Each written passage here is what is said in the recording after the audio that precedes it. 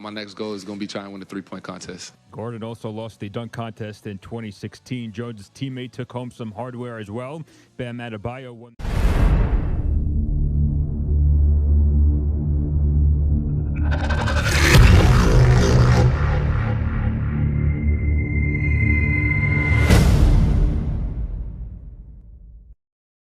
All-Star Game MVP trophy, the Kobe Bryant MVP award. He has the all-time record of 18 consecutive All-Stars and tied for the record of 4 MVPs. So we were thinking, what is something special we could do at All-Star that had more permanence than changing the numbers on the jerseys? The All-Star Game tips off tonight at 8 o'clock p.m. Eastern, 5 Pacific. College hoops now, where top-ranked Baylor just keeps on rolling. Crowd chants BU. West Virginia sitting at 46. Butler, a long-range three. Knocks down the triple. 3 more by Jared Butler. That's John Morris from Learfield IMG College. Jared Butler with a game-high 21 points as the Bears knock off number 14 West Virginia 70-59 to win its 22nd straight Big 12 game. Elsewhere, number 2 Gonzaga has now won 18 straight after defeating Pepperdine 89-77. Marcus Garrett scored a career-high 24 points to lead number 3 Kansas past Oklahoma 87-70. Number 5 Louisville dropped its second straight, losing to Clemson 77-62. Number 6 Dayton topped UMass 71-63 for its 14th straight win. Vernon Carey Jr. scored 21 points as number 7 Duke crushed Notre Dame 94-60. Number 8 Florida State held off Syracuse 80-77. 9th-ranked Maryland rallied for a 67-60 victory at Michigan State, and number 10 Seton Hall fell on the road to Providence 74-68. In an interview with ESPN, MLB Commissioner Rob Manfred defended his punishment of the Astros for their sign stealing in 2017 and said the league will institute new rules to police the use of technology before the start of the season. I'm Anthony Pierno.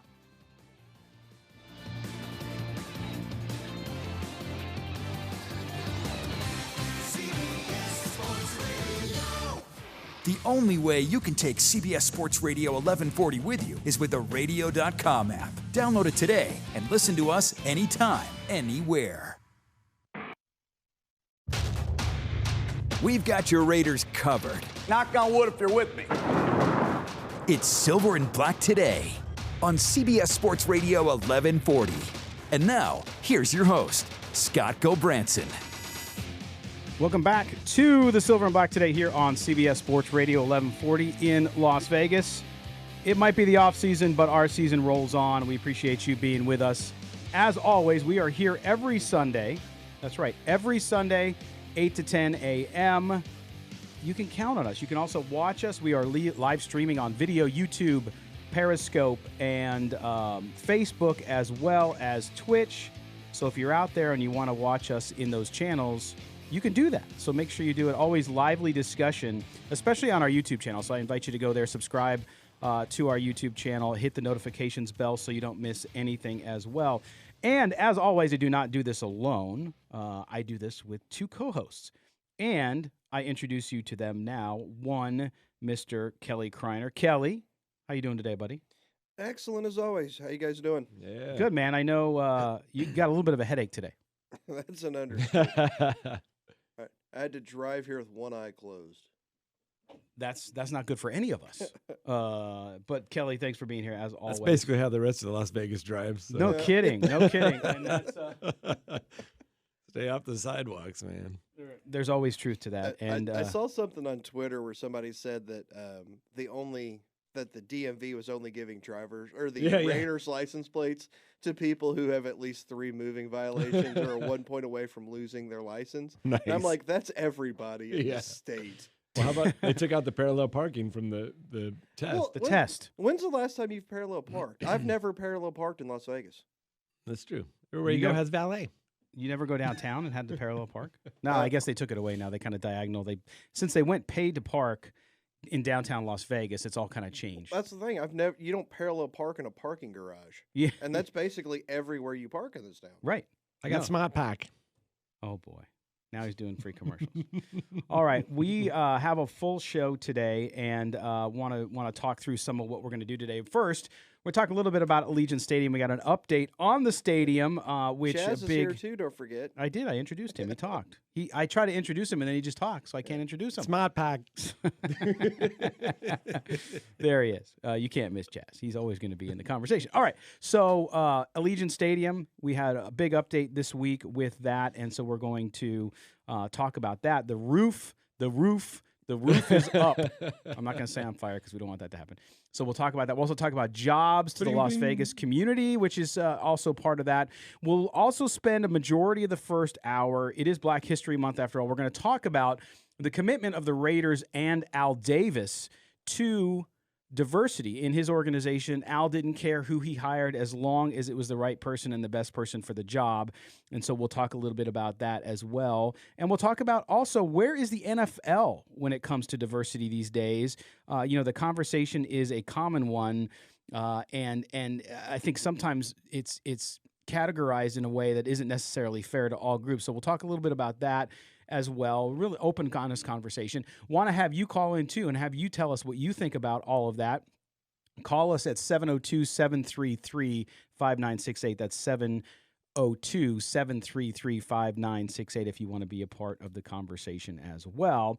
Then the second hour, I should say, we're going to have Jesse Reed from Sports Not. Jesse wrote a piece on 6 players that will blow up, i.e. have a good combine. We're going to talk to him about that as well.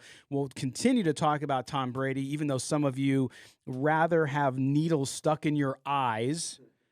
It's still a very real conversation. Another report, this time by Mike Florio at NBC Sports Football Talk, or Pro Football Talk. PFF. PFF. No, not PFF. Oh. PFS. Pro Football Focus. Pro football All right, but talk anyway, is he PFF. reported the Raiders are prepared to offer Tom Brady a 2-year, $60 million deal, and so we'll talk about that a little bit. We'll also have Kelly's Corner, and we'll close up the show with whatever odds and ends we have left. So, guys, look at the stadium now, and if you're in Las Vegas, because you can see it every day, and you see the progress that's occurring and what's happening. But I want to read you guys a big milestone was reached. And if you go to silverandblacktoday.com, our website, our news website, you will see the lead story. Allegiant Stadium roof reaches big milestone. So Mortensen McCarthy, the construction group, the combined construction group building the stadium, reported on Friday at 4:30 that the big lift, this was the cables, this is the issues that they had with these bolts breaking, trying to get into the ring at the top of the stadium. Those have been fixed, and it is complete. So the cables that will support the roof are now complete, and now they will start the process of putting the TFE, which is basically just, I'm going to simplify everybody. It's a plastic. It's a polymer. They're going to put this, it's a 7-acre size roof, just to put it in perspective. Wow. They're going to put that up by March, or starting in March, and they should be finished by May, which is what they said earlier in the thing. Now, this kills some I think, conspiracy theories and some people who thought that the roof was going to continue to have trouble. Now, it's not done by any means. They got to put up all that stuff, 7 acres of polymer plastic. But still, guys, this is a big deal because with that done, they can start to cover it. It'll start to protect the stadium from the elements should we have rain and so on. What elements? It's Las Vegas. Well, we get rain and stuff and wind. When it allows them to put things like the club seats that are going to be all padded and nice and all that stuff. Right. They can start to put those in once they start to cover the roof. And it also keeps birds out. If you saw our tour video up on our YouTube channel, you'll see there are pigeons flying around inside there because it's open. But a big milestone nonetheless. Yeah. Well, I think the weather is the 110 degrees in the first few home games, right? That'd be the biggest problem. Well, yeah, but in construction process wise, we do have during the summer, now last year was very easy. We had a very easy season, but we have monsoonal moisture. July, right. yeah. Right. So it gets wet. We have these little flash storms, and keeping that rain out, Kelly, will help. Okay. Yeah, but the stadium looks great. What did I hear something that they're gonna have a soccer game to open the stadium? Is that the news? That's the rumor coming out that could be the first possible thing they have there, which would be big because that rivalry's huge. Right. But then there's also, I heard something about the stadium wasn't configured to the point to where you could have like a World Cup or anything in there. So people are saying that wouldn't happen. It's like, but this is more like a friendly than anything. Yeah. It's a cash grab, and that's what this town's known for. No, but those friendlies are fun. I went to one over at Levi Stadium. It's a good time. Everybody just goes. It's like going to a baseball game. You have a couple beers, sitting around watching them, having a good time. Well, no, it's not like going to a baseball game because people actually go to soccer matches. And they don't cheat in soccer. Well, actually, more to come on that. More to come. I don't know about we that. got something. But I will tell you that the soccer match, actually, it's not true that they don't have it configured for World Cup, because I have actually the architectural plans. We reported on it last year that shows the setup. Well, no, but since they added the new club section, was what I heard, that they actually had to cut down on the seating on that. I mean, like I said, that's just what I heard. Yeah, and for a World Cup bid, who knows? They will figure something out. But from a soccer perspective, from preseason soccer, but I think you're right. I think it would be huge for the stadium because that sport appeals to so many people. It's the biggest sport in the world. Right. So to have that hosted here in Las Vegas, also for all the talk about why are we building this stadium for 10 games a year? Well, no, there's a lot of other big events like soccer, like these big international matches that you could sell 65,000 seats for easily, being as close as we are to Los Angeles and Phoenix and the Bay Area. So it's great news. The other news was economic as well, and that was the Community Benefits Oversight Committee for the Las Vegas Stadium Authority says that 1,500 jobs will be created once the 65,000-seat stadium is open in July. We've had Peter Guzman on, who's a member of that committee and the president of the Latin Chamber of Commerce here. But and he told us, quote, when you talk in terms of contracts, jobs, and employees, you're really talking about a huge economic development for our community. That's Peter Guzman of the CBOC acronyms. Yeah. Acronyms. But that's a big deal because, you know, these jobs, 1,500 of them, yes, they're event-driven jobs. They're not 40 hours a week. They will hire 80 to 85 people that will be permanently housed in the stadium and doing day-to-day work on the stadium as well. But you can check this story up on silverandblacktoday.com as well. But guys, you know, jobs, this is what you build a stadium for. Yes, you get the NFL here, but these jobs, and people were commenting again all week when I tweeted out the story saying, hey, oh, big deal. Oh man, now I'll have to cancel my retirement, you know, because geez, this is going to be such a great job or whatever. Or and the reality is though, is it's not just 10 events. It's the soccer matches, it's the concerts, it's the UNLV playing there? Yes. And so they'll need about 8 people for that. But no, they're gonna be UNLV's. I like Coach Arroyo. I think they're gonna come on strong. But nonetheless, I think that and political conventions and conventions itself, you know, World of Concrete might move some stuff there. So I think from that perspective, you have a lot of opportunity economically and jobs that people don't think about. So it's really a boon for our community all the way around. And you mentioned 1,500 jobs. Tell those 1,500 people who actually have a little more money in their pocket now. Right. It's a bad idea. No, that's exactly right. That's exactly right. I'm not going to work there. That's but what I'm you know wondering. what? But a lot of people are. Yeah. Who's on your Twitter feed that's always giving you flack about all these things, man? You know, well, yeah, we have to get Chaz on Twitter more It's often. mostly the YouTube people. Oh yeah. Yeah, YouTube. Yeah, we get a lot of comments on YouTube, and I know the crew who watches the show live is there now today, and we'll get to them in a few minutes. And I just want to say that wasn't a knock on the YouTube. Just like more of the comments come from YouTube. You said Twitter. Yeah. Twitter's just all dumb hatred. Oh, okay. Yeah, there's.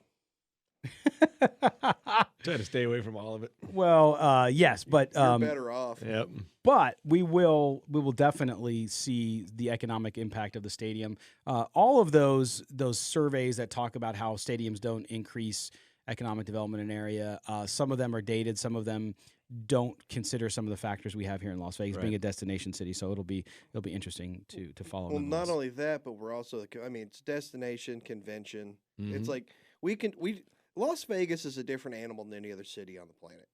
Let's realize what it is. Right. That's what I keep telling people. And that's, you know, I know like MetLife Stadium had like the most concerts or something at like 8 or 10. And everyone's like, oh, it's only 10 events. That's cool, but we could do 10 concerts in Las Vegas in 3 weeks. Yeah. Yes, we could. You know, and because like I said, but right now we're going to do a commercial.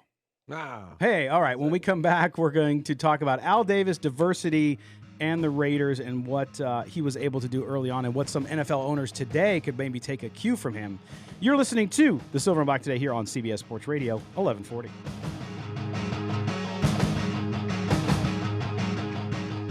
Every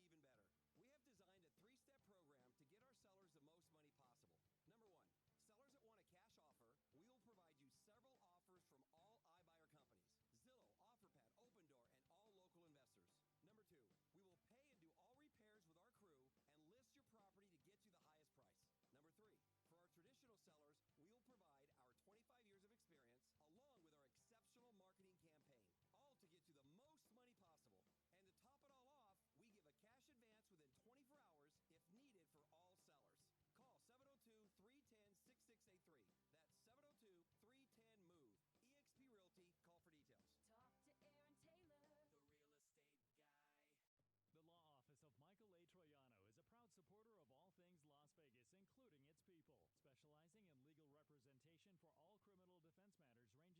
misdemeanors to the most serious felonies. Attorney Michael Troiano provides clients with the legal strategy and professional representation needed in court. If you or a loved one find yourself in a legal situation and need a tough defense on your side, Michael Troiano can help. Call now for a free consultation, 702-843-5500, or learn more at TroianoVegasLaw.com.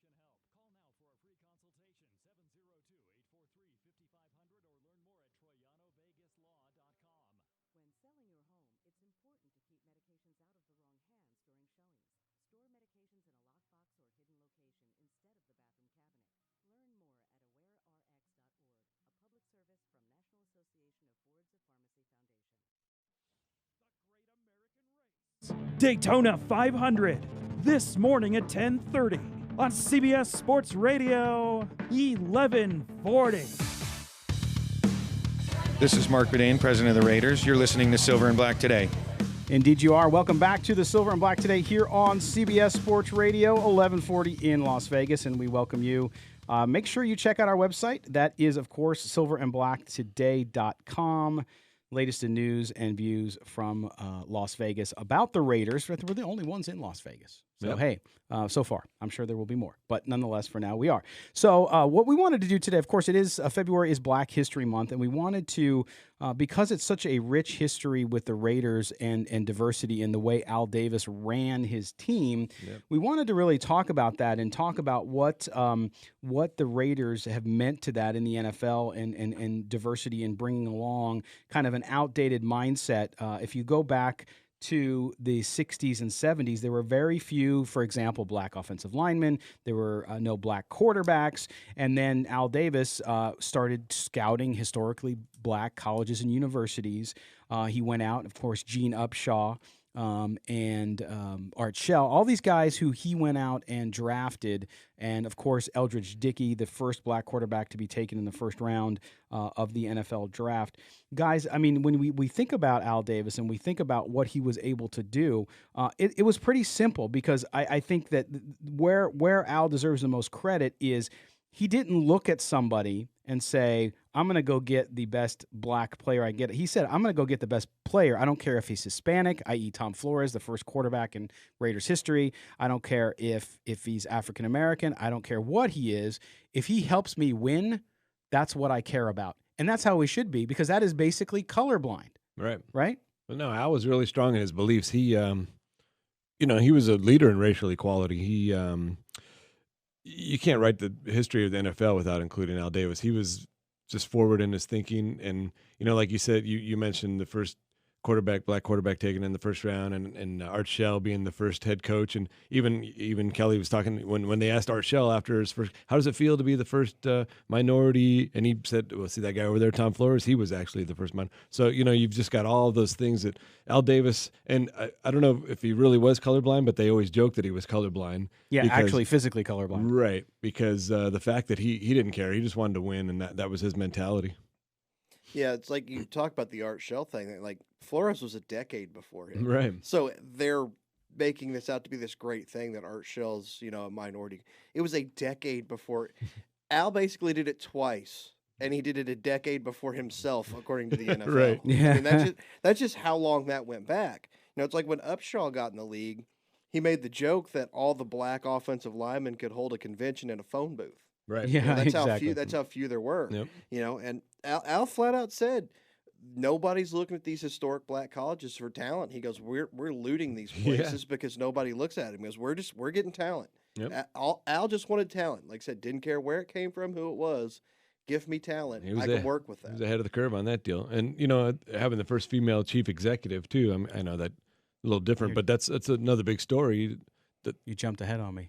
Oh, gotcha. We were getting there, though, but no, I agree. But that's the point, Chaz. You hit it right on the head, bringing up, of course, Amy Trask, which is the point that when you're looking at your business, I don't care what business you're in, whether it's the business of professional football, whether it's the radio business, whether it is you have a towing company, whether you have a restaurant, it doesn't matter, right? You should be striving to get the people who can work for your business, the best people in the best position, who can give you the best position to be successful, and then also give people an opportunity as well. Look for talent, look for what you see in them, and then give them the platform.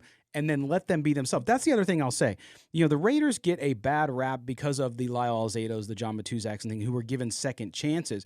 But Al always said, right? He always said, look, it's my job to let people be who they should be. I don't have to force upon them who I want them to be. If I let them be who they are, recognize their talent, give them the opportunity to succeed, then they will. Now, some of those fell through, right? We saw it here in Las Vegas with UNLV. Jerry Tarkanian gave guys chances, and sometimes he made mistakes on that, and they didn't come through. But I think with Al, when you look at diversity and allowing people, you look at the front office of the Raiders, very diverse. You look at their PR staff, same thing. It's always been that way. It hasn't changed. And to me, that it becomes part of your DNA. Now, not every franchise is that way, right, Kelly? That you don't have that built in. You don't have the history like you do with the Raiders. No, I mean, you mentioned giving people second chances. It just seems like the Raiders are the only team that gets killed for that. Right. Because, I mean, you look all across the NFL, there's a lot of just really horrible people that have been in this league that have got multiple chances. Right.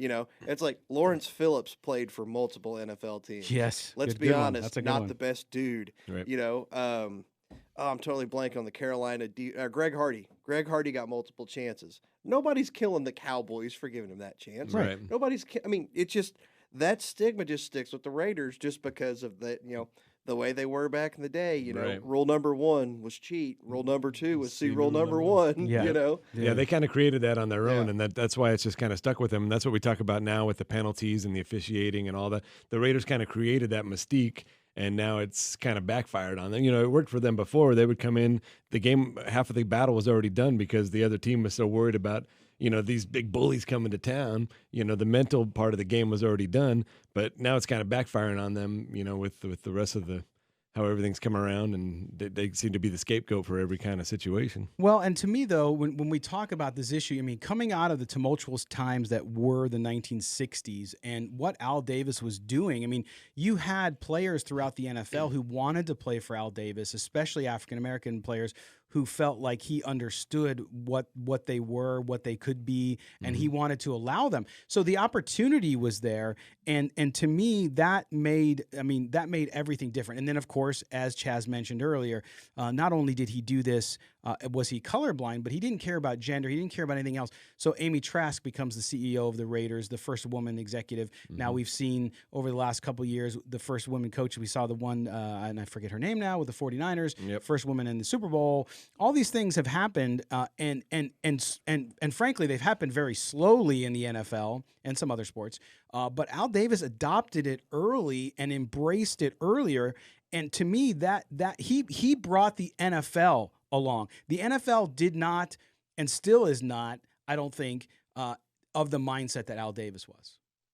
I think he was ahead of that. I think they're trying to do better at it. But if they just adopted, hey, hire the best person and move forward. Now, that's the other thing. We're going to talk about it in the next segment as we talk more about today. But when you look at Al Davis's legacy with diversity, and we start with Tom Flores, too, because not only did he take Tom and make him the quarterback of the Raiders, but then a coach who won 3 Super Bowls with them. But the fact is that Tom Flores was just an amazing not a trendsetter, what's the word I'm looking for? Pioneer in the world of professional football, being the first Hispanic. He's still not in the Hall of Fame. We're not going to rehash that because we all know it's a travesty. Yep. But to me, what happens if Al Davis doesn't come along, guys? What happens if we're still in that mindset where it's kind of a closed club? You wouldn't have as good a football as you have now. Yeah, maybe Right? not. I mean, you figure they've got to catch up eventually, but he definitely set a couple He of feet forward. jump-started it, right? I mean, that's where I look at it. And if you look at, I mean, when he passed away, I got some articles in front of me here. But when you look at, it was one of the first things mentioned to all folks when he passed away, because you talked about Art Shell, you talked about naming him the first black head coach in the history of the NFL, and Art not only said he wasn't the first minority, but Al Davis told him, he said, "Listen, I'm not hiring you because you're going to be the first black coach. I'm hiring you because I believe you to be the best candidate for the job." That's right. And I think that's where today we see a lot of discussion around openings. This year we saw it, and again, we're going to talk about it after the bottom of the hour.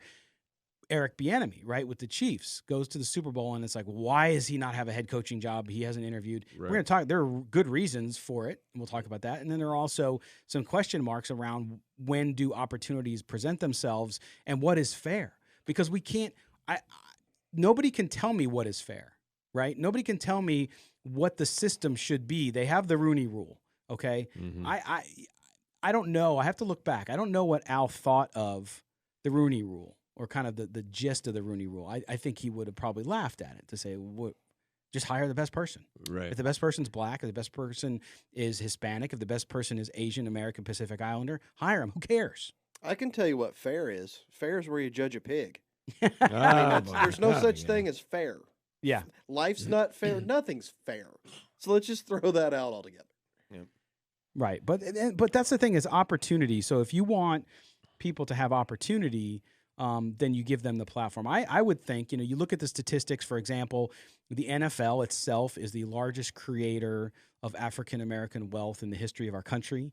And so you look at numbers like that and you say, oh, that's great. But then you look at the numbers of African-American candidates. Then you look at the numbers of Hispanic candidates. Are there that many? We see Ron Rivera, we see others. And so to me, the fact that Al was ahead of that, part of it was about winning. Some people don't like to give him credit for it because of that. They say, well, it wasn't so much that he was trying to make a statement. It was just he wanted to win. And to that, I said, yeah, exactly.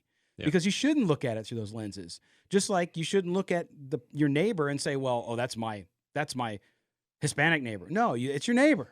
It doesn't matter. You go with the best people. You take people for who they are, the talent they have, and that's what he was able to tough. do. I understand what they're trying to do with the Rooney Rule, but it's tough. Coaching is tough. I've seen a lot of coaches go through that carousel, and it's a really hard job to do. I got to meet Hugh Jackson at the Laker game. I got to talk to him, for 10, 15 minutes. Great guy, had nothing but great things to say about Al Davis. He was just, such an emotional, such a passionate guy. He was so thankful for what Al Davis. You saw how emotional he was after Al Davis passed in that Houston Texans game when they won the game in the final play.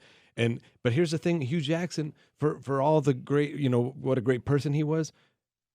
Maybe not the best coach. We've seen that in the last few years. What did he go, 3-30 or whatever it was? You gave him extra wins. Yeah. He won one game in 2 years. Right. So it's a really tough job to do, and I don't know if it's just the diversity thing just out the window. Just trying to be a head coach, period, is tough enough.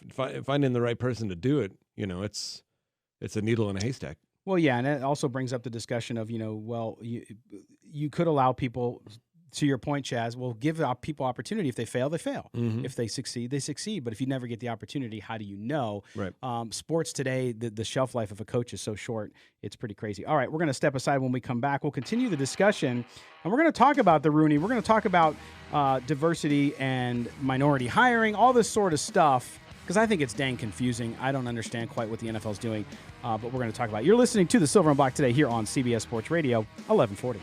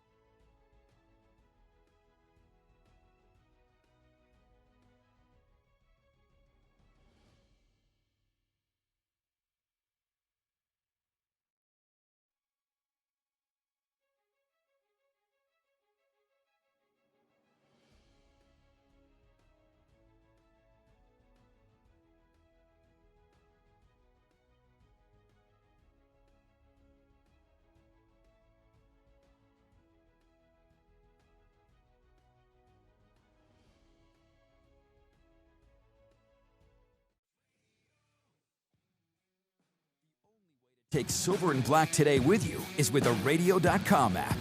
Download it today and search CBS Sports Radio 1140 in Las Vegas and listen to us anytime, anywhere. All right, welcome back to the Silver and Black Today here on CBS Sports Radio 1140.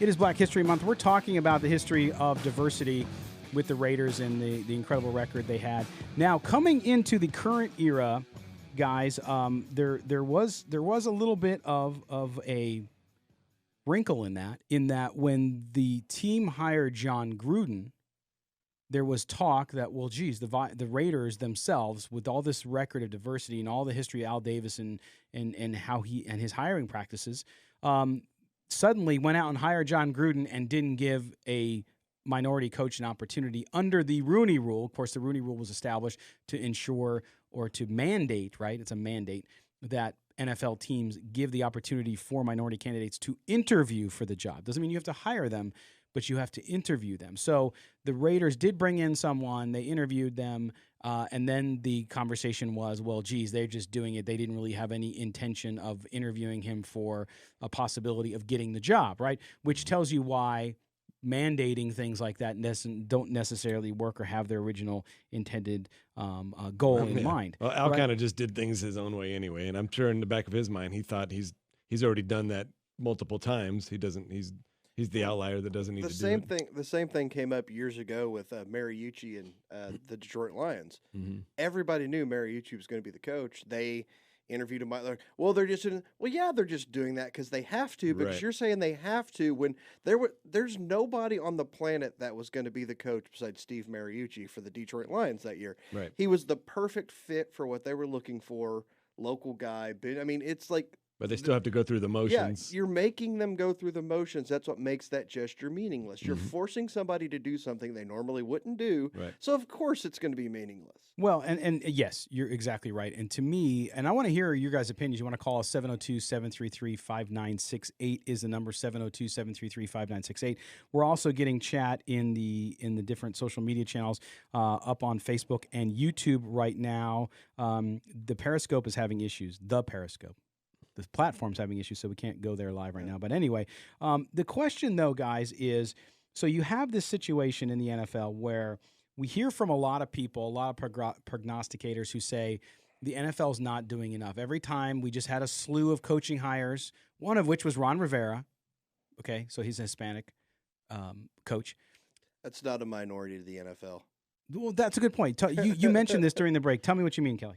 Well, no, it's like the whole Art Shell thing. They were asking him, like, how do you feel to be the first minority head coach in the NFL? And he's looking over, he's like, yeah, Tom Flores was a coach a decade ago. Tom Flores is Hispanic, which could be considered a minority to everybody else but the NFL. And I don't want to come off callous when I say this, but when the NFL says minority, it's just black in their opinion. For the most part, because that's what they can't just come out and say they want more black head coaches, but that's kind of what the Rooney Rule was set up for. Yeah, well, and that's the thing to me is you do. I mean, and 68% of the league is African American. Okay, so you understand that the majority of the league is African American. That's fine. But the issues of American Pacific Islanders, Asian Pacific Islanders, there's a lot in the league. Also Hispanics, smaller number, and then, of course, there's white players in the league, too. So, to me, if you look at the coaching situation today, right, you have 4 minority coaches. You have Anthony Lynn in Los Angeles, you have Flores in Miami, you have Tomlin in Pittsburgh, and you have Rivera in Carolina. That's 4. That's roughly 13%. Well, that? Rivera's not in Carolina anymore. I'm sorry. Yeah. Rivera is in Washington. Yeah. Thank you. Did you see his yard sale he had at his house? No. Is it pretty nice? No. I'm sure he had some good stuff. He had a yard sale that raised $30,000 for the Carolina animal shelter or something. Oh, wow. And he was just basically selling all his Carolina Panther stuff. Oh my God, that's funny. So, but the point is, I mean, you look at that. So out of 32 teams, there are 4 minority head coaches. Let's talk about this year, guys, because as I mentioned earlier, the Eric Bieniemy thing was a hot thing this year when the coaching hirings were happening right after the season ended, and we had our firings and Black Monday, all that stuff. Eric Bieniemy, though, was there. He's now rumored to maybe be going back to his alma mater, the University of Colorado, which I think would be a good step because you haven't been a head coach yet. So I think that sometimes is lost on people. But at the same time, you guys, we talked about this during the break. Eric Bieniemy had another reason that made it difficult for him to be a coach and had nothing to do with his color. Right. Yeah, he's kind of preparing for a Super Bowl. Mm-hmm. You know, it's kind of hard to jet set go everywhere when you're trying to do interviews when you have a Super Bowl to prepare for. Right. And if I'm Eric Bieniemy, there's no way I'm taking that Colorado job. That'll destroy his career in a heartbeat. No, seriously, he has a way. If he wants to be in the NFL, going from coordinator to coach is a way better option than going back to Colorado, trying to build a mediocre program up to the point to where he could be an NFL coach. Right. If I'm people that like the Rooney Rule and everything, I want Bieniemy to stay in the NFL as a coordinator. I don't want him to go back to Colorado. Yeah. But Chaz, I mean, what do you do with this situation, right? You worked in the NBA for a long time. When you look at the coaching openings, you know, you worked with ownership. Like, you're an owner of a team. Right. You want to go get your person. If that person's white, black, Hispanic, doesn't matter, right? Yep. So how do you? I think this is why the Rooney Rule, while it has great intent, it's never going to work. It does, and you appreciate it, and it's crossed over into the business sector, and it's. To Kelly's point, you can't tell billionaires what to do. They're just going to do the opposite. But I feel like for every closed door, it probably has opened some doors in other places. So, in effect, it does work. As far as my experience in the front office, these guys, they knew who they wanted. They knew who they wanted to go after. They knew the players, and they knew what fit. And like the same thing you were talking with Mariucci, he was a perfect fit for what they had and what they wanted to do. And that's usually, from my experience, that's the owner's thinking is, we want to go out and get the best person. And I feel like, my time, they were colorblind. They went after whoever. It didn't matter. Right. But across the board, every person, every situation is different.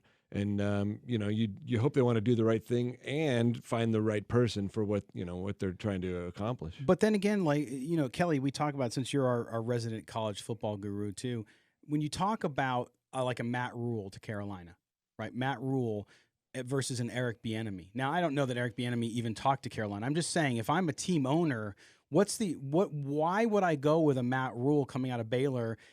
A hot commodity. He did a great job there, but it was college, versus Eric Bieniemy, who's running a Super Bowl offense. Mm-hmm. Is Eric Bieniemy running a Super Bowl offense, or is Andy Reid showing Eric Bieniemy how to run? The biggest knock against Eric Bieniemy is Andy Reid. And not that Andy Reid's doing it. I mean, it's just everybody's always going to look at any Andy Reid-led team as Andy Reid. Nobody cares about his offensive coordinator because Andy Reid's calling plays more than anything. And I'll tell you what, Carolina made a great hire with Matt Rule because he turned Temple around, turned Baylor around. Right. You know what two football teams aren't football schools? Temple and Baylor. Right. Well, and to me, I was saying, go ahead. Matt Rule would have been the Jets coach, but they wouldn't let him do his assistants. Yeah. Well, but that's the thing too. So then you're telling me that in your view, hiring a college head coach who has a record of winning, whether it's turning programs around or not, situations are different. I understand that. Is more preferable over a candidate who is a coordinator with a big-time head coach who's known for winning? No, I'm saying in this circumstance, Matt Rule is going to be a better head coach than more than half of the NFL. He's the outlier in this situation. Okay. College to pro you don't see that translate a lot because it's a completely different thing. College, you get to pick your players. The pros, you really don't. You can still go through the draft and free agency stuff, but they have more agency there. In college, if you're at Alabama, you can basically, here's the top 30 guys. I'm going to get 4 of them. Yeah. In the pros, you don't see that. The pros, you have to build more of a program. And in the pros, you can't have that college mentality because you can yell at a kid all you want, and the pros take away his playing time, and in college, it matters. In the college, it does. I mean, in the pros, it doesn't because the guy makes more money than you. He doesn't care. But when you're looking at this situation, especially with coaches in the NFL, are more owners not pragmatic on purpose, or is it a case of, okay, look, let's face it, most NFL teams, vast majority of them, are family-owned businesses, okay? Al Davis was different. He was pragmatic. He hired who he thought would give him a chance to win. It didn't matter where they came from. Mm-hmm. Others, as they run their businesses, again, not excusing or saying it's right or wrong, I'm just making a statement. Others will hire those that they know and are close to them and they're probably comfortable with. So if you grow up in a certain way, in a certain area, in a certain family, I mean, look at the Los Angeles Chargers. They might have a black head coach, but the entire front office and most of the team's leadership is family. It's the Spanos family. Yep. So does that mean they're not giving opportunities to minorities to work in the front office of the Chargers? Or is it just because they're a family business, they're just giving it to their family? Oh, it's everywhere. You see that with the Hunt family. And I'll say the Bidwells in Right. Arizona. I mean, Right. it's like, across the board. That's my point. That's pretty standard operation, I feel like, in all sports. The Bus family was obviously prominent with the Lakers.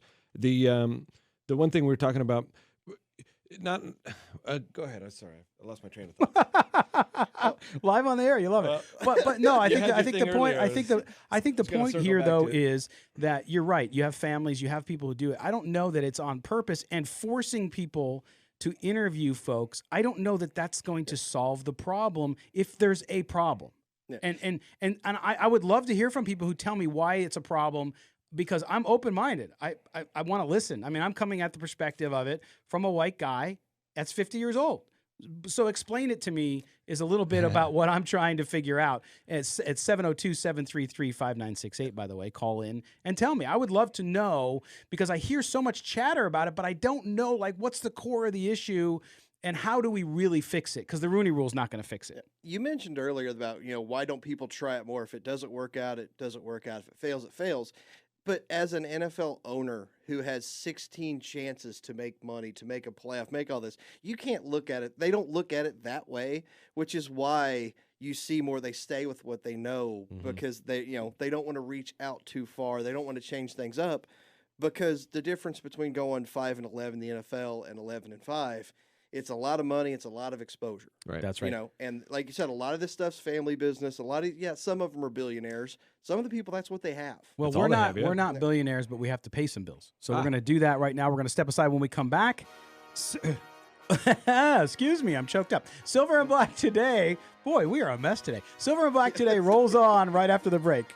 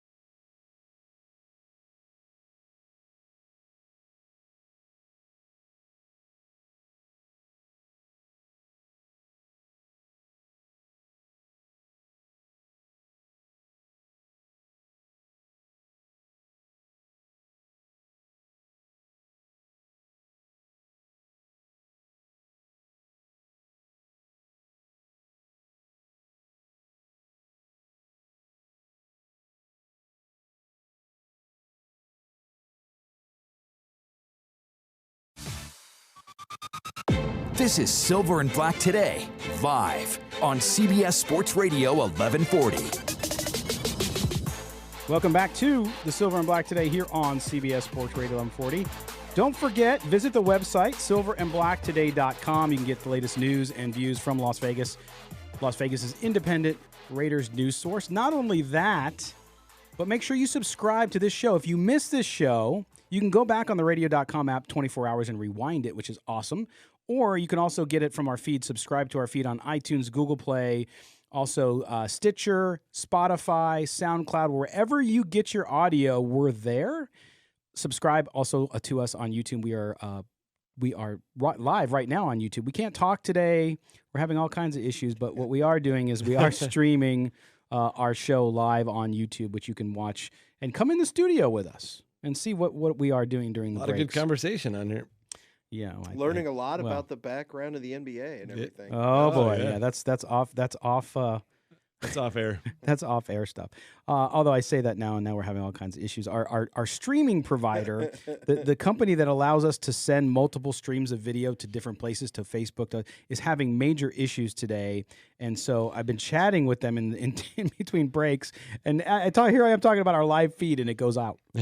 So, but we'll upload the show after the show if we that if we one can't get it back on. that one person we have that watches on Twitch is going to be very disappointed. Yeah, the Twitch one that is not a big channel for us. But anyway, all right, guys. So let's talk a little bit about something that people would rather drive, as I said earlier, pins into their eyes for some of them. For others, they're interested in the conversation, and that is about Tom Brady. They're still talking about that. Still talking about Tom Brady, and we're getting numbers now, so it's getting serious. Well, and here's the thing. Again, I don't understand. I get it. If you think it's the worst move ever and you hate Tom Brady, I'm cool with that. Like, I understand it, especially if you're a Raiders fan. Tuck rule. I call him Tommy Tuck rule. Okay, but the fact that the conversation is happening is not because the media is making it up. It's just not. Now, does the media have all the details? No. There's the media getting pieces of information. Larry Fitzgerald Sr., so Larry Fitzgerald's father, I saw that. 40 years in the media, 40 years in the NFL. He is a guy who is responsible, who doesn't report just baseless rumors like some other sites and all that. That's not what he does. He is a legitimate source. I know Raider fans hate Mike Florio, but Mike Florio reported this weekend 2 years, $60 million is the chatter. Now, of course, nobody's confirmed anything. The Raiders haven't squashed any of the rumors. That doesn't mean anything either. I think that's probably overplayed. But nonetheless, here's the thing. It's a real conversation until it's not. Until Tom Brady makes a decision and it's not Las Vegas, it's going to be an issue. So you have to either accept it or turn off your media, right? Right. Either way, it's a good conversation. Yeah, the 2 years and $60 million, though, just smells kind of fishy. Because the first number that was thrown out, what Brady wanted from the Patriots, was $30 million. Right. So it's like you start connecting the dots. But I mean, like I said, I think it was last week. Who knows? But of course, John Gruden would be interested in Tom Brady if he became available. I also said he would be interested in Drew Brees if Drew Brees becomes available. Sure. He would be interested in Pat Mahomes if Pat Mahomes became available. He would be interested in Aaron Rodgers. John Gruden's going to be interested in damn near every quarterback that comes. Well, that's the point I made last week. Was if there's 30 teams that are going to be interested in all these guys. Yeah. Right.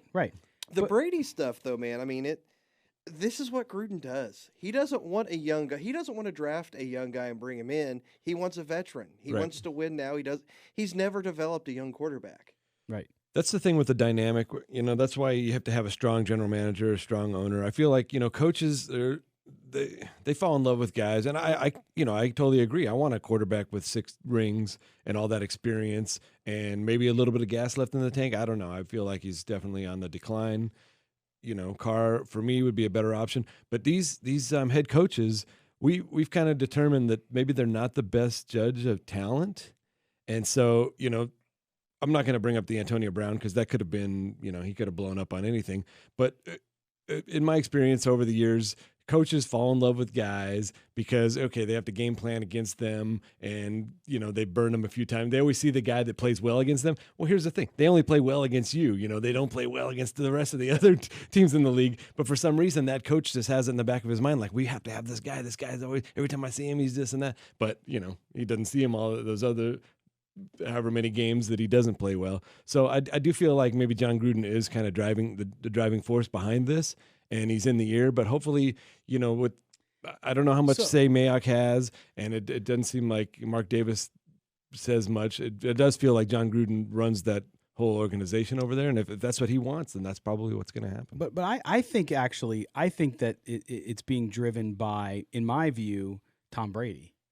I think the numbers out there, whether or not he wants to come to Las Vegas or even considers it, doesn't really matter. But for him, the conversation around him, whether he wants to return to New England or go somewhere else, it benefits him to have these numbers and things like out there because it sets a bar, it sets a mark, does it not, Kelly?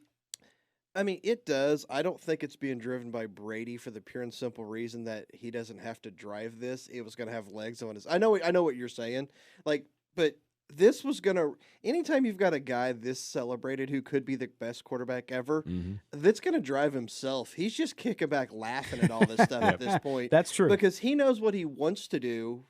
For the most part, he just doesn't know if he's going to be able to do it or not. He might say, "Hey, say he wants to stay with the Patriots." That's not his decision at this point. That's the Patriots' decision. Yeah, every indication we have, Kelly, is that that's not going to happen. But that can change very quickly because when you have Robert Kraft, the owner, who loves Tom Brady more than massage parlors, he's not going anywhere. Right. So that's the thing, and we've been pretty consistent in saying that we think he'll be back in New England. But the longer it goes on, until March 18th hits and actual stuff starts happening, we won't know. And the reality is just say, hey, I don't want it. I don't like it. That's cool. But to talk about it, we're going to keep talking about it because people want to hear it. And the number of views we get on our videos explains it, and our audio too shows that people do. All right, we're going to step aside for the top of the hour break. When we come back, we're going to be joined by Jesse Reed of Sportsnaut.com. He's going to talk about the NFL Combine and 6 guys you need to watch. You're listening to the Silver and Black today here on CBS Sports Radio 1140.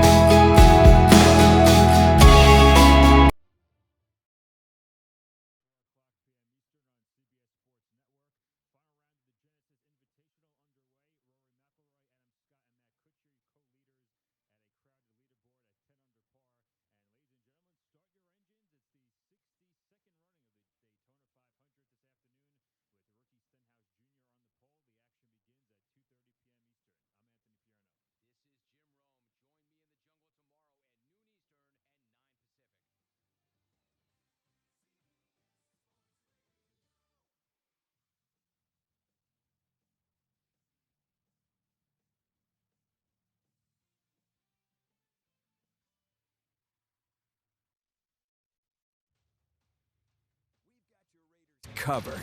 Knock on wood if you're with me. It's Silver and Black Today on CBS Sports Radio 1140.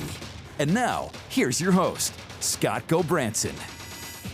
Welcome back to the Silver and Black Today here on CBS Sports Radio on this beautiful Sunday in Las Vegas, Nevada, the home and capital of Raider Nation. That's right. Yes. Myself, Chaz Osborne, Kelly Kreiner here with you, and we are talking Raider football as we do every week from 8 to 10. Make sure you check out the website, silverandblacktoday.com.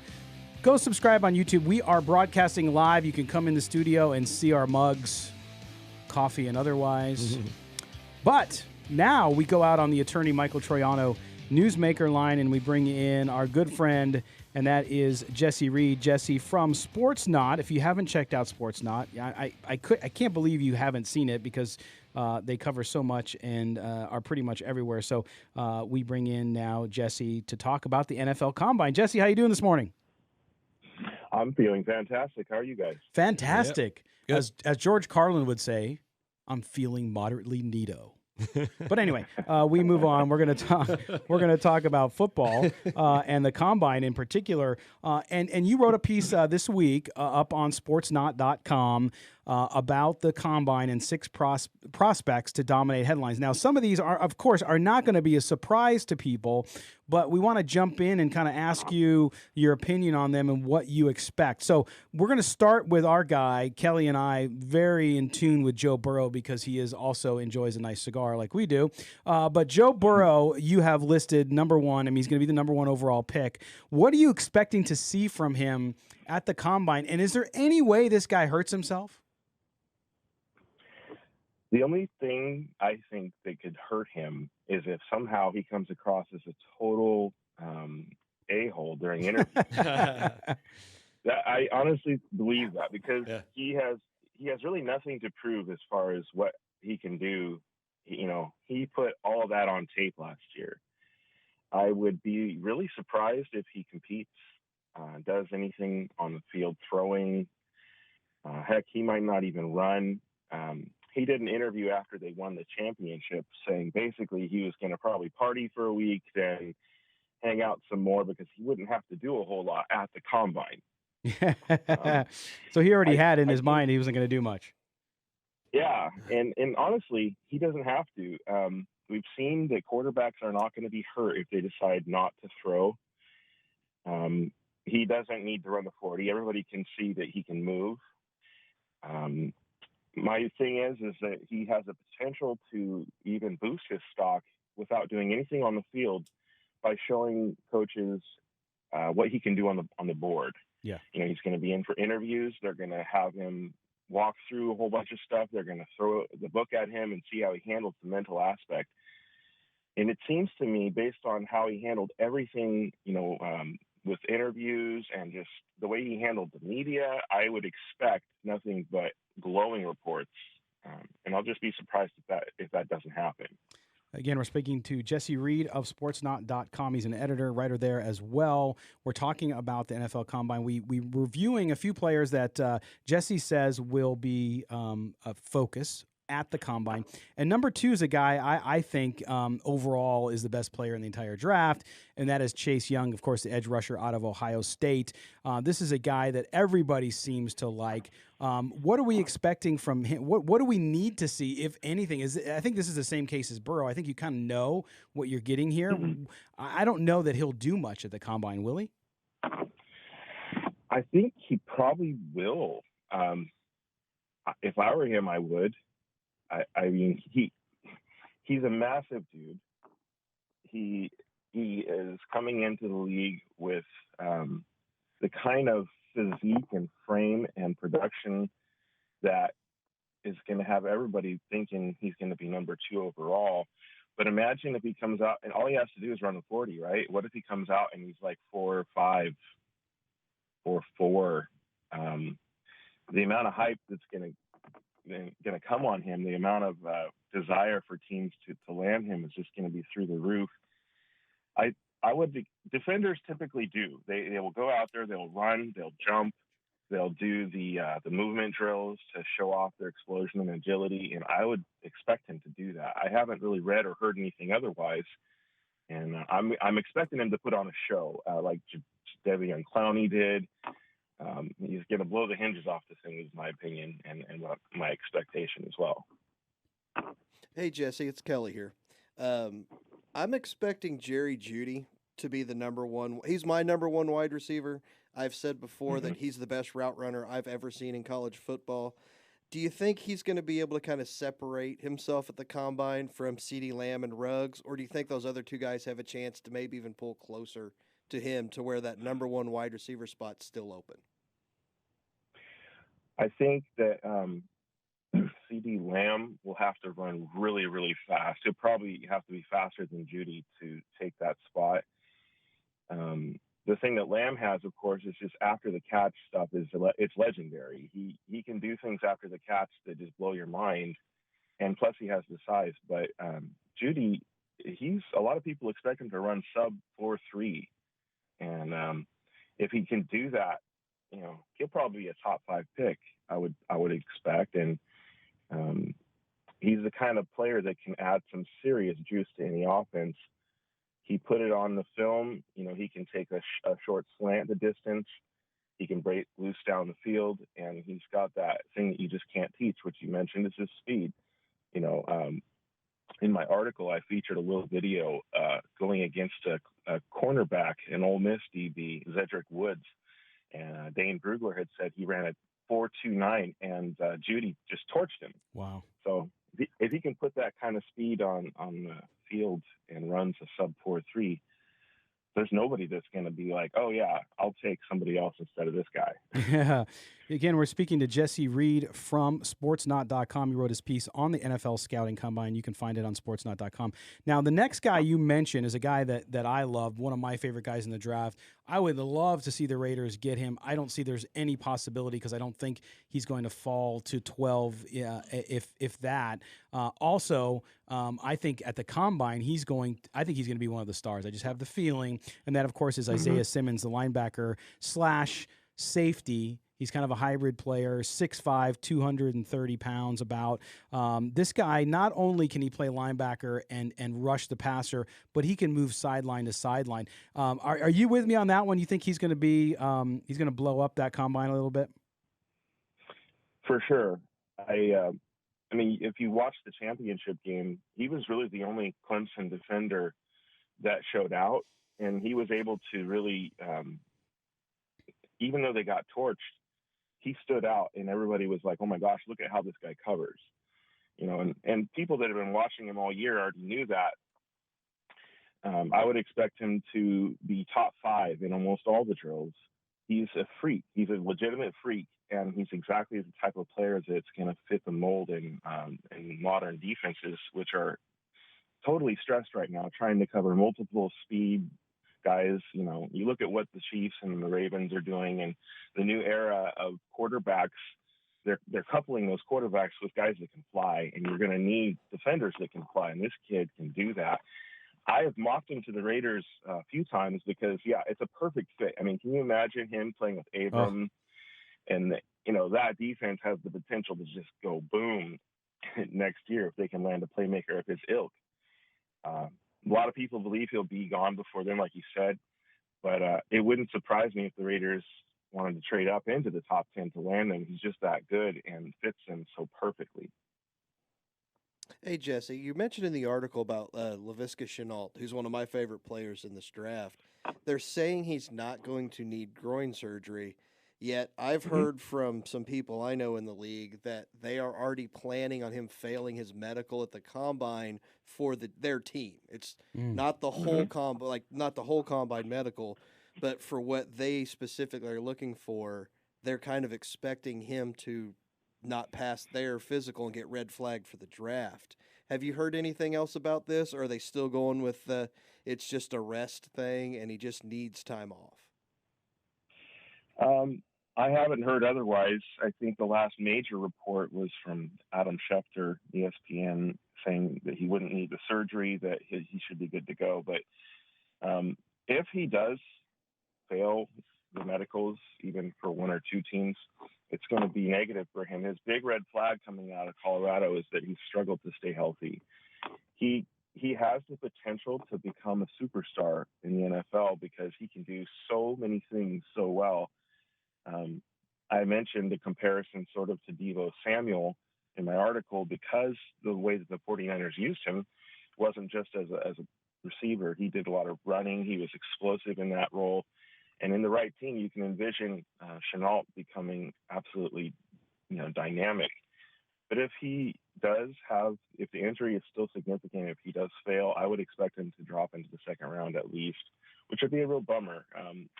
He's just one of those guys he's got all the potential in the world, but when it comes to the investment teams have to make, you don't want somebody that's going to be in the trainer's room half the time. And that's the one thing that I'd be concerned about. Yeah, no, that's going to be interesting. All right. Well, Jesse Reed from sportsnaut.com. Thanks, man. The Combine's going to be fun. We'll get you again after the Combine to get your thoughts on some of these guys and others who might have kind of poked their heads out and said, hey, look at me. It's time to move up in the draft. Jesse, thanks again, buddy. My pleasure. It was real fun, guys, and you have a great day. All right. Jesse Reed from sportsnaut.com. Go check out his work. He's prolific on that. But, guys, I think this Combine is going to be fun. We're going to start getting into the Combine in the next few weeks as we roll into it. But at the same time, there's a lot of needs there. And Kelly's going to do in the future a Combine primer because there's some stuff people should not pay attention to. Right, Kelly?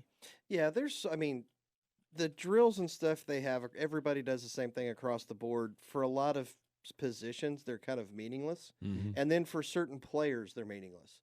And I think the biggest example of that's when everybody was killing DK Metcalf for his 3-cone last year.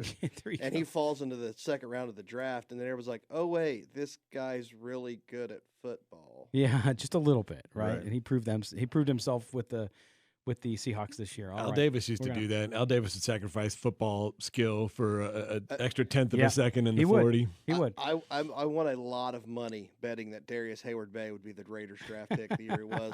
The second the 4.27 came across the board, it's like, that's a done deal. Yep. All right, we're going to step aside for a break. When we come back, we'll talk a little bit more about players that the Raiders might have some interest in coming up at the Combine, but also in free agency, too. There's a lot of free agent talk out there. Should the Raiders go get a free agent wide receiver, or should they just go young? We'll talk about that here on the Silver and Black today on CBS Sports Radio, 1140.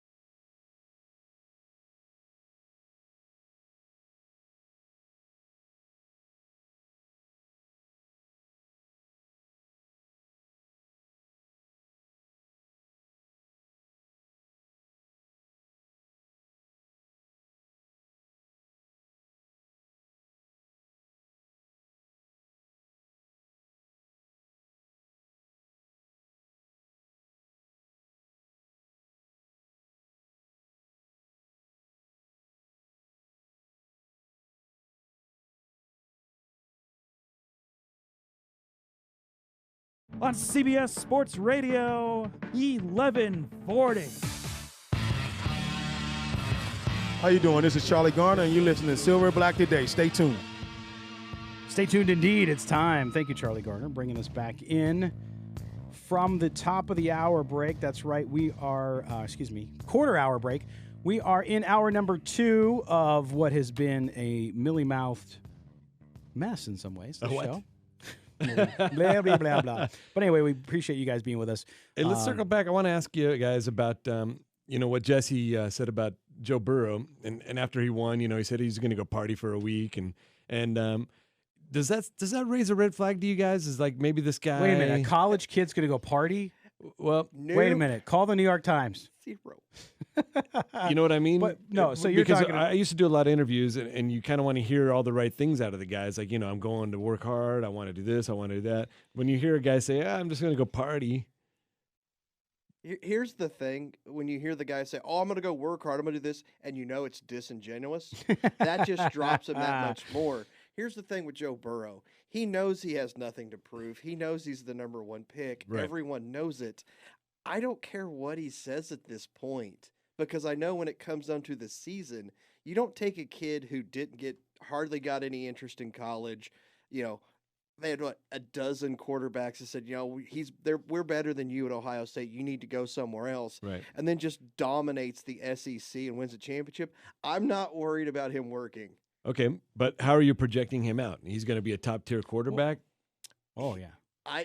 If Tua was healthy, I would have Tua over Burrow in this draft. Mm-hmm.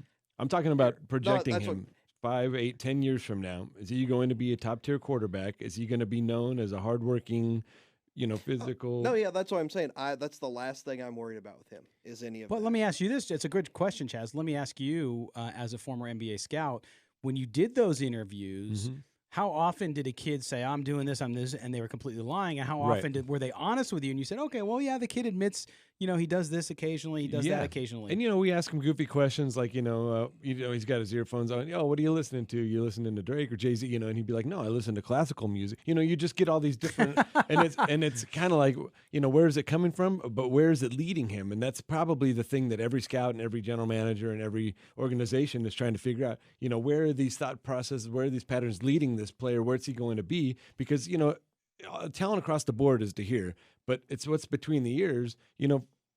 Kobe Bryant, rest in peace. Nobody has that work ethic. You just don't find that. I saw an interview with Tiger Woods yesterday, and he was talking to Curtis Strange, and this is like in '96, and he was just a young kid. And Curtis Strange is like, oh, so what do you expect? He goes, I expect to win every. I'm not going to go to a tournament if I'm not going to win. Right. And Curtis Strange is like, you're not second place, third place. He goes, second place is. How am I going to explain that to my dad? Third place, I don't even have that thought. And Curtis Strange looks at him and he goes, oh, well, you'll learn.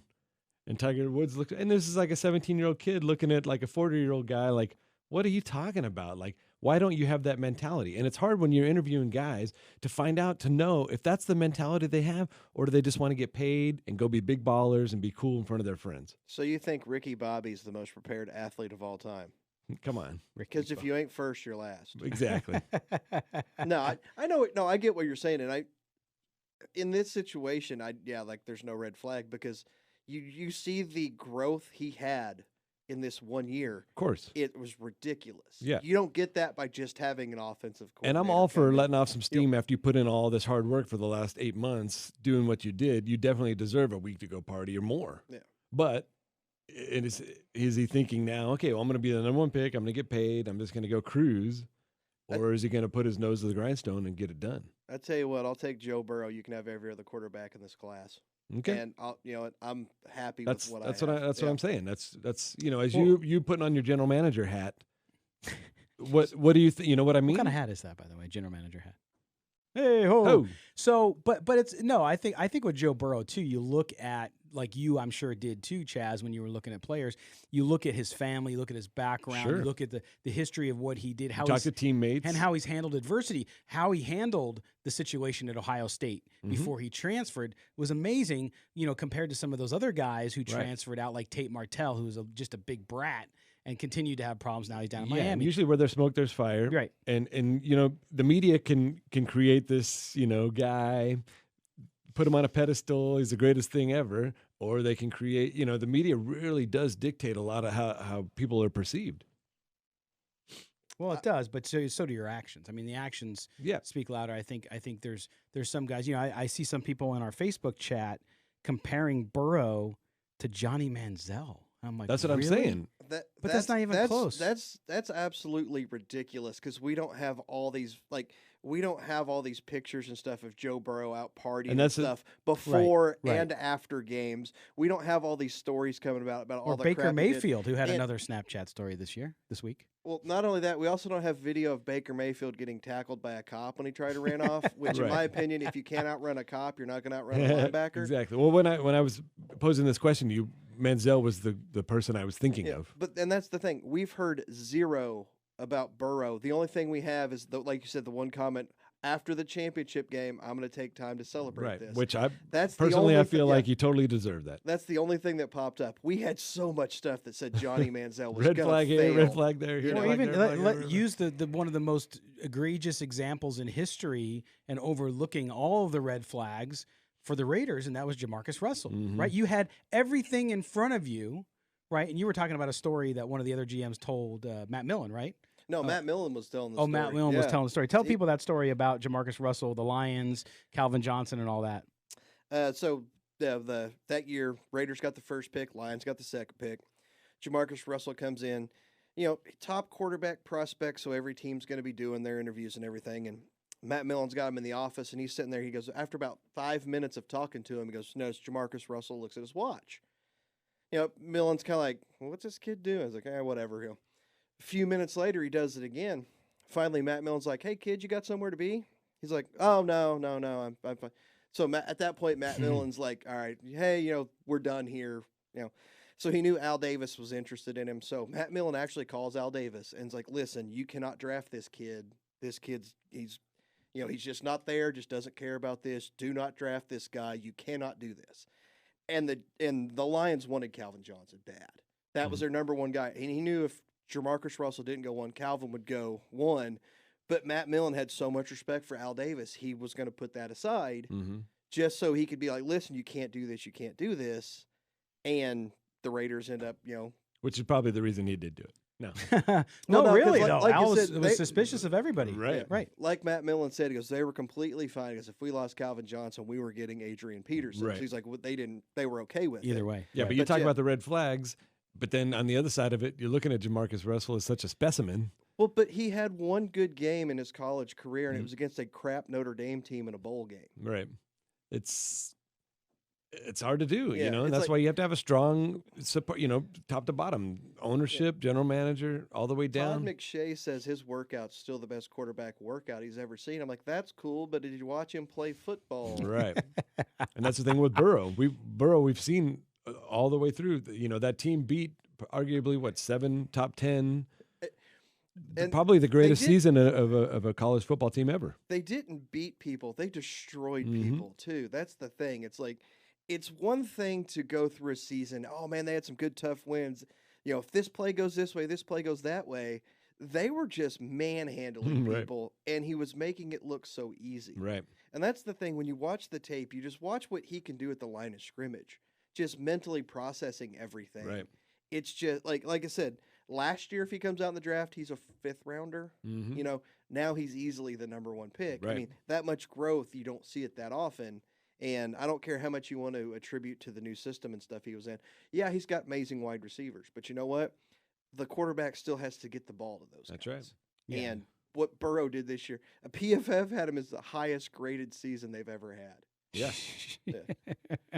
Well, and that to me is, the combine is fascinating because I think for a lot of fans, some of it, and Kelly, we're going to, in the coming weeks, we're going to get into it, right? We're going to have you explain a little bit about these drills and what they mean and why they do them. Some are pretty meaningless. A lot of them are meaningless. Almost all of them are meaningless, let's be but honest. There's some, I mean, the 40 times and all that, everybody knows that.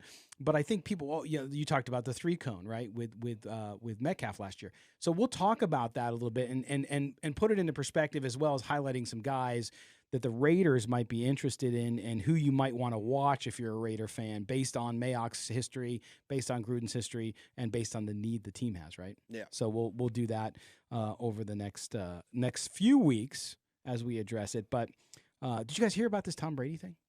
Got it out. Cut the commercial. I'm just kidding. All right. I hear he bought a house. Yeah, he bought a house right somewhere. On the other side of Gruden. Did you know? Did on you the know other that rich, side of Gruden? Yeah, did you guys know that rich people acquire property? Many. That's how you maintain wealth in this Correct. country. Yeah. Just a little bit. Shocking. A little bit. But I mean, like I mentioned in that article that I wrote, though, man, it's like everybody's acting like this would be the craziest thing ever. It's not that far fetched that you'd want to play for the Raiders. No. And you know what? I did see photos of my almost new neighbor, John Gruden, at his house, the estate, as they call it, as they were building it. Almost new neighbors. Yeah, we all live in Las Vegas. No, I'm a mile and a quarter away from him. Come on. That's a big mile. I'm close. That's a big mile and many a fence It away, is. brother. Yeah. Yes, a golf club away, too. All right, we're going to step aside when we come back. Oh, it's time. It's time for Breakfast with Kelly. It's Kelly's Corner. Yes. Coming up next here on CBS Sports Radio 1140 and Silver and Black Today. Don't forget silverandblacktoday.com. Go like our YouTube channel, subscribe to it. Make sure you watch us. You can come inside. I'm saying hi. We're waving. Everybody wave. We're waving. We're waving to you now on camera. Come check it out and the chat with other Raider fans. You're listening to the Silver and Black Today here on CBS Sports Radio 1140.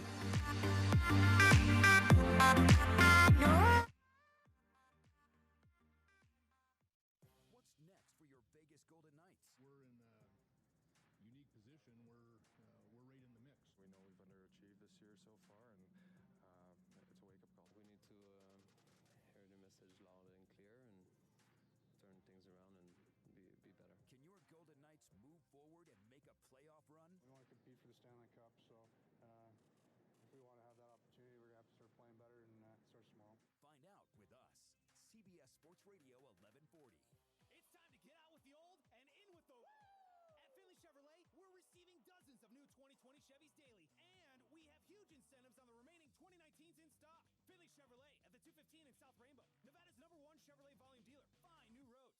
Hi, it's Sam. Hey, it's Ash, and we're Sam and Ash, your personal injury attorneys. An accident is incredibly stressful. Handling an insurance claim, totally overwhelming. Also, the insurance companies have zero interest in giving their money to you, because honestly, that just cuts into their profits. Our team is in your corner because you deserve what's right, and that's full compensation for your injuries. So call us 24/7 at 1-800-304-2000 or visit samandash.com. Sam and Ash. Because you deserve what's right. Terribles has something new and exciting for something that you do every day, like buying fuel for your vehicle. Introducing Terribles Pump and Pour. It's simple. Purchase any quantity of fuel at Terribles locations, print the coupon at the pump, or bring the receipt into the store and redeem a free beverage right there on the spot. Do you need gas? Are you thirsty? Then why would you pump your gas anywhere else? Terribles Pump and Pour. Visit TerribleHerbs.com for more free product list information. This spring, get in the game and earn cash back for betting sports with William Hill on your phone or tablet. During William Hill Spring Rewards, earn up to $500 cash with the William Hill Nevada mobile sports app. Between now and April 30th, you'll be eligible for cash back points for every wager made, win or lose, on the William Hill Nevada mobile sports app. You'll also earn bonus cash back for teasers and parlay card wagers made on the app. To enroll in Spring Rewards, visit williamhill.us. That's williamhill.us. Hi, it's Jamie, Progressive's Employee of the Month, 2 months in a row. Leave a message at the... Hi, Jamie. It's me, Jamie. I just had a new idea for our song about the Name Your Price tool. So when it's like, tell us what you want to pay, hey, hey, hey, and the trombone goes, wah, wah, wah, and you say, we'll help you find coverage options to fit your budget. Then we just all do finger snaps while a choir goes, statements coming at ya, statements coming at ya. Yes? No? Maybe? Anyway, see your practice tonight. I got new lyrics for the rap break. Sweet and salty bars from Nature Valley are a perfect combination of sweet and salty. So take a moment for yourself out here. You deserve every last bite. Nature Valley Sweet and Salty Bars, now available in minis. CBS Sports Radio.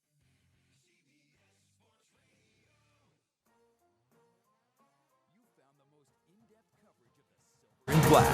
This is Silver and Black Today, live on CBS Sports Radio 1140. Here's your host, Scott Gobranson. Welcome back, Raider Nation, to Silver and Black today here on CBS Sports Radio 1140. We are churning along, getting ready for what will be an interesting rest of your February and into March. The new year is just about a month away, the new NFL year, that is. So we'll see what the Raiders are doing. We're all talking about things they could do, but in reality, what they do in reality, what You were they going do to in say reality, do. Yeah. I knew it. Oh, well. So when we do, that's the problem. See, dude, that's it. 98 weeks in a row, and you just start like, Yeah. smoking helium. We need a vacation. Smoking helium, get it? Oh. Anyway, so we are going to now turn over the show to one of our listeners' favorite subjects, and I love this because I get to just sit there in the YouTube chat, which is going crazy as usual. The YouTube chat and listen to the reaction to what we like to call Kelly's Corner, Mr. Kelly Kreiner. I'm getting ready to do something that I never thought I would ever do. This is just compliment somebody? This is just blowing my mind right now. I am going to compliment soccer. What? Whoa. Yes. See, that's something I wouldn't do. Or football, as I've been told a million Yeah, times. I refuse. It's called everywhere in else. this country, it's called soccer. And Yeah, yes, I agree with that too. But yeah, any sport where your players flop around like dead fish whenever somebody walks by, not really something I'm into. Any sport that ends in a tie as often as this sport does, not my thing. You know, it's just, I can't get into it. I never played it as a kid. It's not my thing. But today I've got to stand up and say, wow, congratulations, soccer. You just showed why Major League Baseball is the most spineless, gutless, weakest organization on the planet. Whoa, hey. Yeah. Hey, did you guys know the Astros cheated to win a World Series? No, I had no idea. Yeah, the Astros cheated. The Astros got caught cheating, and Major League Baseball did not do a dang thing about it. They're sitting there tucking their tail between their legs because that spineless organization knows that the players' union will destroy them in anything they do. You know? Now, I know everybody's going to be thinking, hey, I'm the proponent of cheat as much as you can, cheat as hard as you can, because nobody's going to do anything about it. Well, if you're some of our European listeners, you may not want to take that advice, because what UEFA just did to Man City is mind-blowing. Yeah. Not only did they, and basically what this broke down to was they have a fair play rule to where you can't spend more money than your team makes. They're trying to make sure teams don't get in wild debt and try to keep everything. So, I mean, it makes sense financially. Yeah, it's not like a salary cap. But yeah. It's like if your team makes $50 billion one year, you can spend $50 billion. So it's like you can still do that. They just want to make sure their teams are viable, unlike a lot of teams in the U.S. where, you spend wildly. Next thing you know, all 5 of those players are gone. Major League Baseball, the Marlins. Yeah. Another gutless problem they have there. So Man City was cooking their books so they could spend more money. UEFA looks into this, catches them.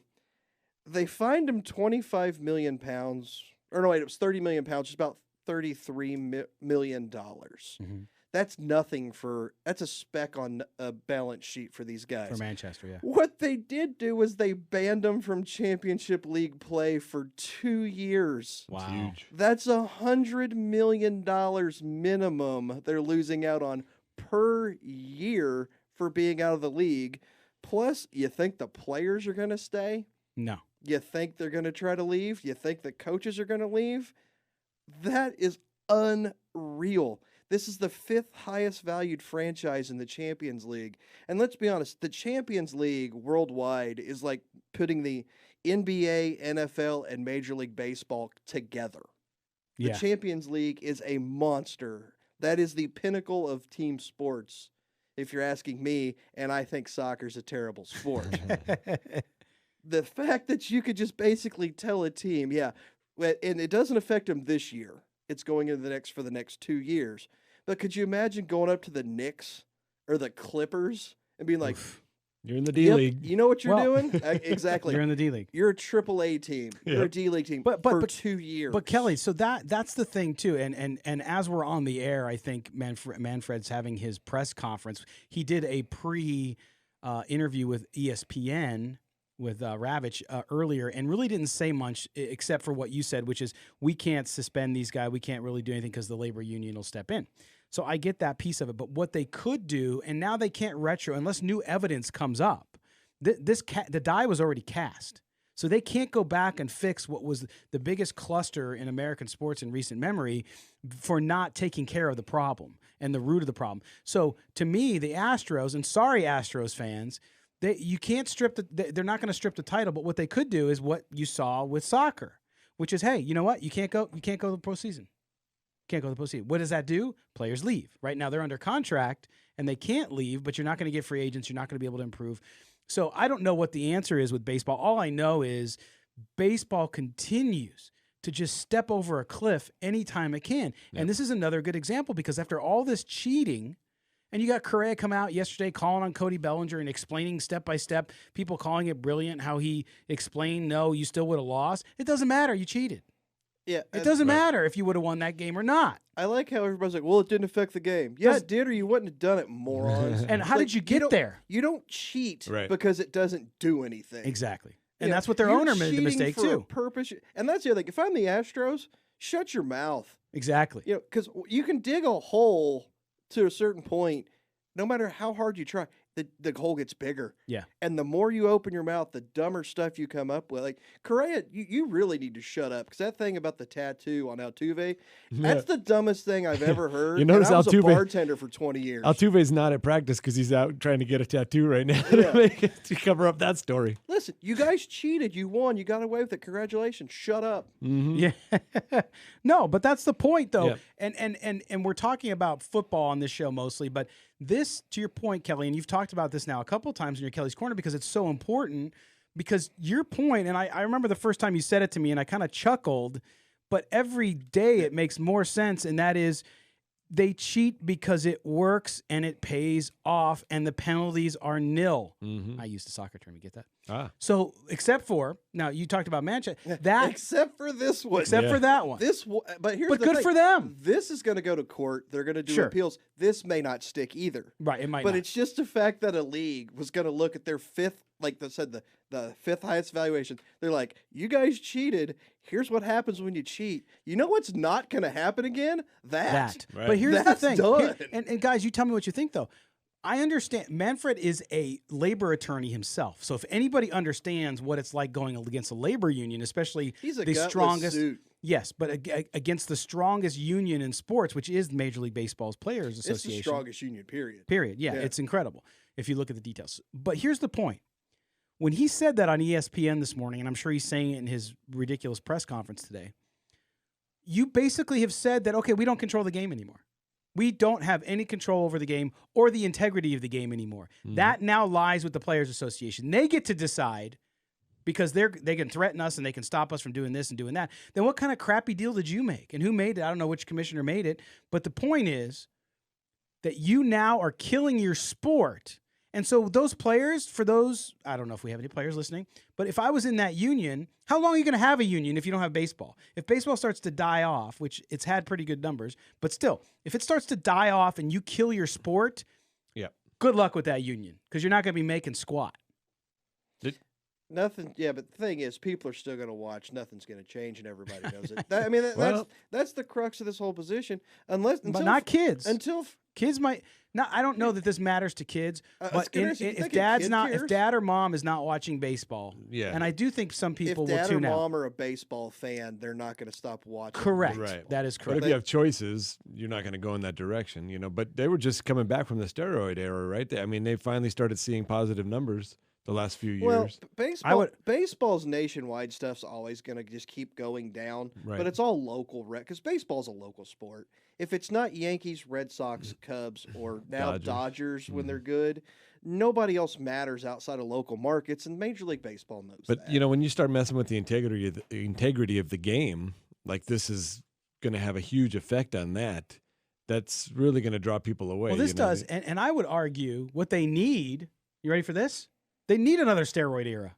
No, bringing people. the steroid era it saved baseball. I mean, It saved baseball. I wanted to see Sammy Sosa cranking him out with Mark McGwire. It saved baseball, and I think this one is far worse than the steroid issue. Big The time. steroid issue is an individual performance. Yes, it's cheating. There's no Right. question, although there was no rule. Well, that's the whole thing. There was no rule. Technically, Right. it's not cheating. It was Because just there's not a rule. Yeah, it wasn't cheating. It wasn't illegal baseball-wise. It's just illegal, like, Right. real-wise. Like, Because it was kinda there was an gamesmanship. actual law against this But stuff. it's cheating from the perspective of, as an individual, it gives you an edge that is not natural, okay? And It's not through hard work. It's not through strategy. From that perspective. But at the same time, again, I'm saying it was the best thing that happened to baseball because baseball was really in trouble. Had it not been for the steroid era, Right. it wouldn't be where it is now. But this is far worse because it goes to the integrity of playing the game, Exactly. which is completely different. And none of these guys got punished. A manager, a general manager lost their job. These other guys are out there spouting the crap that they're spouting like a bunch of idiots. And the Astros need to clean house. Everybody in that organization should be gone because whoever's running communications, if they're allowed to run it, it might be the owner. Who knows at this point because it's so ridiculous.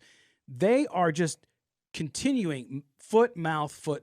Right. And here's the thing: if you're gonna lie, come up with a good one. Take the time to craft a story that sounds. They're not on message, that's for sure. Yeah, I mean, it's like just come up with something that sounds legitimate. Yeah. Going up there and just like free Tattoo. throwing this stuff. I was like, oh no, I got this. You know what? I got this. No problem. I'm good in front of the media. I mean, this is literally some of the dumbest crap that I've ever heard come out because we know you cheated. You've admitted to cheating. Right. And now it's not even like you're denying it anymore. It's like you've admitted that you did this.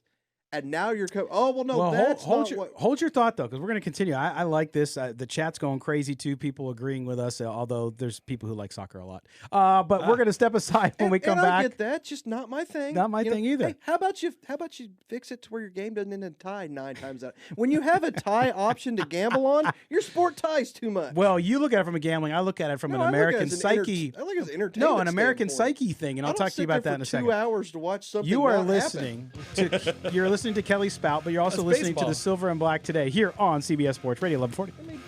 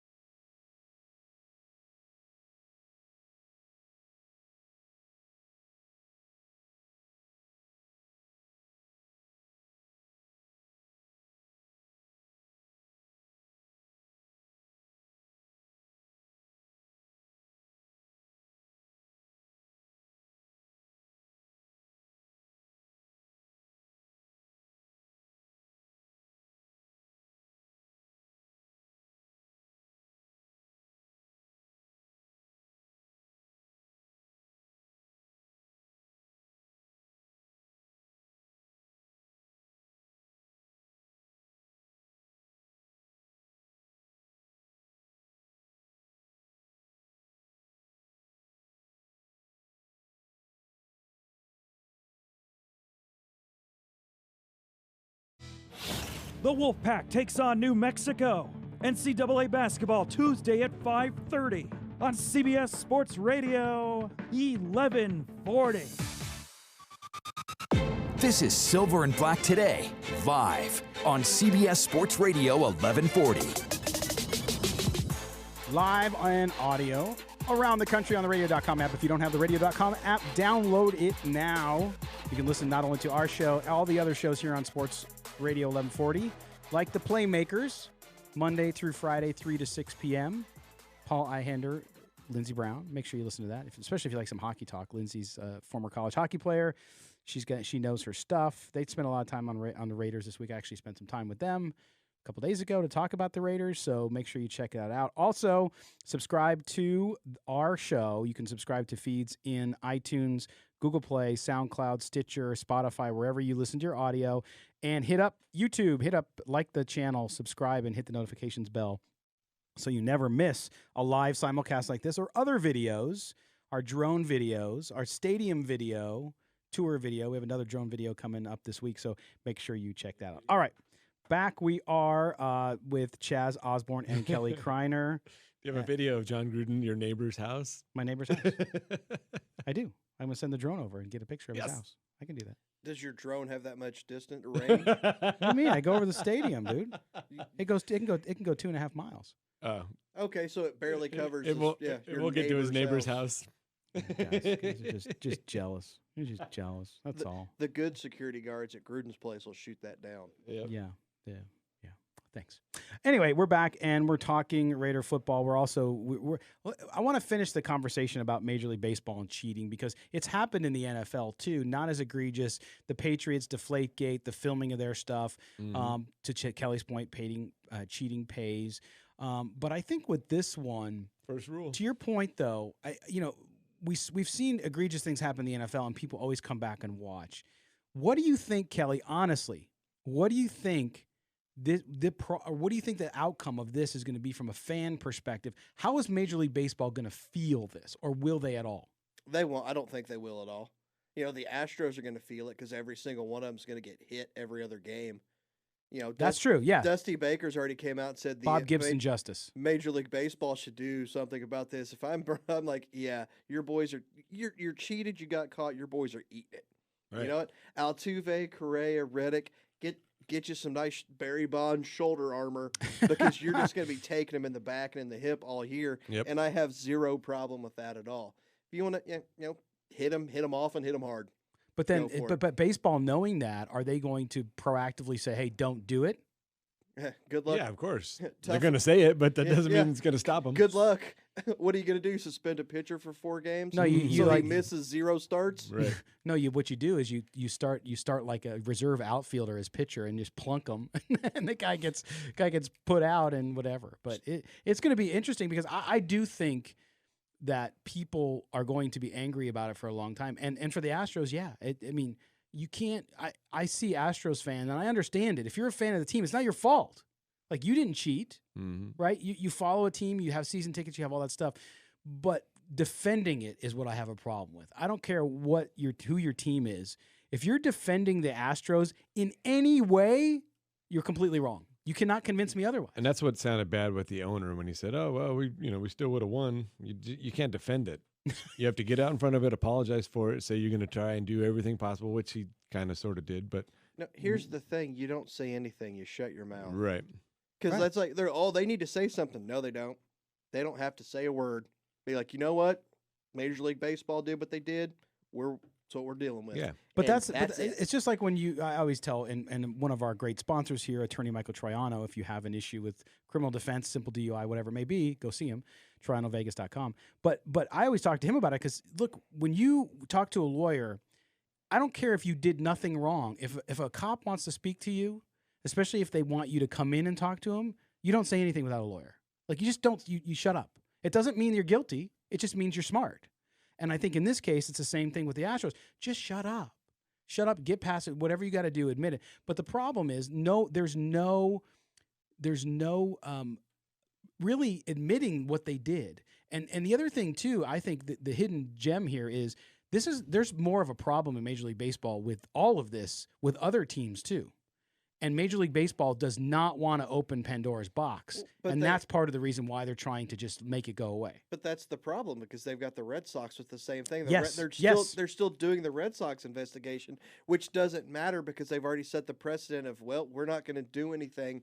We can't do something to Boston, and we didn't do it to the Astros. Well, especially since Boston has favored nation status in MLB. I don't care what you say because it's a big media market. And they should because they drive baseball ratings. Them and the Yankees. I mean, this just is what it is, right? Yeah, but yeah, they've already set the precedent. If you get caught doing this, we're not going to do crap about it. So you should do it. Right, but if I'm a major league team, I'm not even hiding it at this point. Yes, I mean as blatant as I can about this. You know why? Because you're not going to get in trouble for it. Well, yeah, exactly. And so, and with these deals they cut for immunity and all this stuff. But anyway, all right. Well, that's probably the biggest amount of baseball you'll ever hear on this show. But we'll see what happens. And soccer, yes. But as we wrap up the show, guys, it's going to be an interesting next month or so with what happens leading into the combine, and then of course going into the draft. We'll be here and talking about it. So we'd love to hear it. Also, drop us comments. Tell us what you want to hear on the show. We'd love to hear from you. We try to bring you different stuff during the summer as well, authors, things like that. And we have some of those guests that are queued up as well. So we get a little more general when there isn't as much Raiders news, but we also explore Raiders history and all that too. So we thank you. That's what we wanted to do with the Al Davis stuff today. So we appreciate you guys listening. Chaz, have a good week, man. Yeah. Raider Nation, great to be here. Kelly, I hope the headache goes away. I'm sure this show made the headache worse. Oh, yeah. Yeah. It is what it is. At least I don't have to listen to the show. Thanks, Kelly. I appreciate that. All right. For Kelly Kreiner, for Chaz Osborne, a reminder, the Tuesday night show, Silver and Black Tonight, is on hiatus for the season, so we will come back at the beginning of the football season.